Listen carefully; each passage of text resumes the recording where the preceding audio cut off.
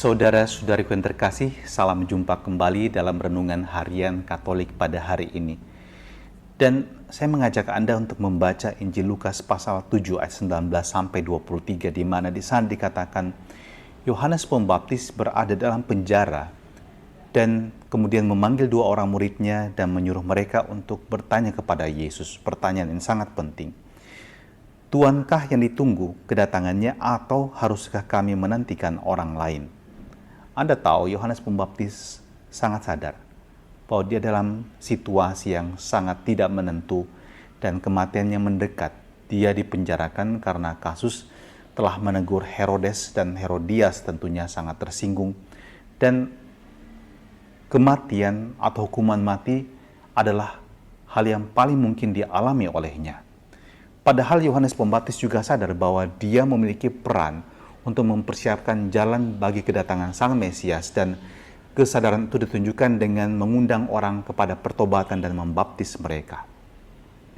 Dan dalam situasi yang demikian, Yohanes tentu merasa juga, apakah misi saya akan terlaksana sebagai orang yang berseru-seru di padang gurun dan mempersiapkan jalan bagi kedatangan Sang Mesias?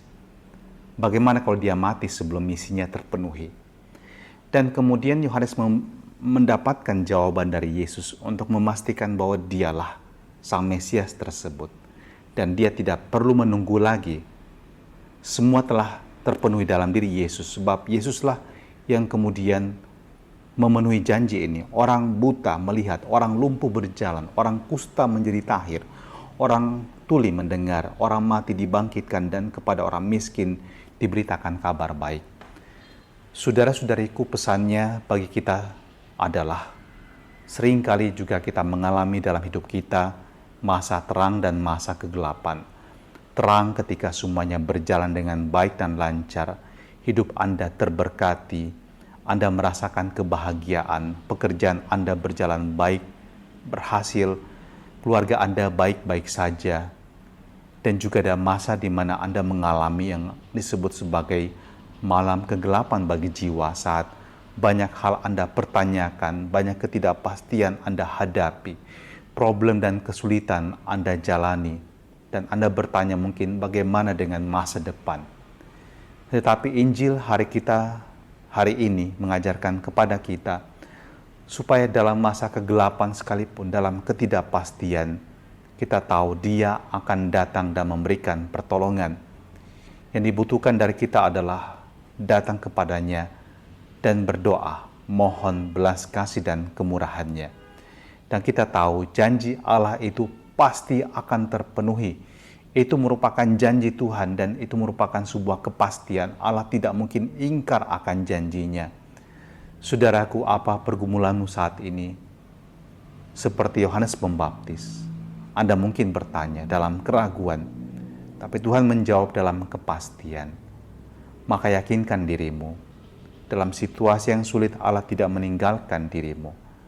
Allah berjalan bersamamu, menguatkanmu, dan Ia akan memberikan tanda-tanda yang nyata dalam kehidupanmu. Bukan hanya lip service saja, bukan hanya janji di bibir saja.